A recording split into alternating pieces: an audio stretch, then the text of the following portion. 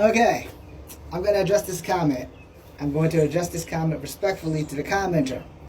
The RCMP are not doing their job when it comes to Native issues.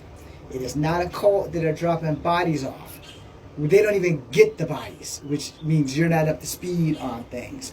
So when the families are notified by the RCMP people, it's a little late in the game. A few months back, they just announced that they found 4 women in the same spot. But they claimed they did an investigation and looked into all these women magically popping up in these spots. I'm pretty sure you're not aware of it, so I can't jump down your throat about it. But if you follow enough MMIP activists, then you will understand how important this actually is. This is far from a cult. And maybe it's not affecting you because you might not be part of the Native diaspora. Alright? As a mixed Native, this affects me on levels that I can't explain to you because you're not a Native American. Or if you're not a member of the First Nations, or if you're not a member of the Mexican indigenous community, or South American indigenous community. I can't tell just by looking at your face what your race is, and I'm not going to ride your ass about that shit. But what I am going to ask you to do is if you would please open your mind and your heart and do a little bit of research. MMIP also talks about the missing and murdered children that were in residential schools that they are still finding till this day. And the number is well over 1,000 and some change, and that's just in Canada alone.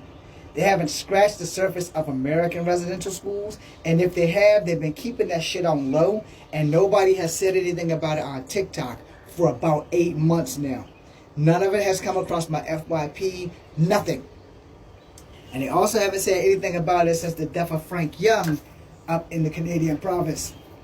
And it took them like a lot of days to find his body. They only found his shoe first. So if you think this is a cult, I beg you to please go do your research. I beg you to follow some indigenous activists. I beg you to look deeper into this, because there's too many people missing for bodies to be dropped off at the Royal Canadian Mounted Police places that they find it. There's a conspiracy for sure that people are unaliving Native women and men at an alarming rate. And the last thing I want you to do before this video ends, find out what a Starlight Tour is. Because that's how they get the men. They get them and they put them on Starlight Tours in the frigid weather. So please check that out. And then you can get back with me after you go do that. And if you still believe it's a cult, then more power to you. I'm Echo Fang Grey Wolf, a.k.a. James.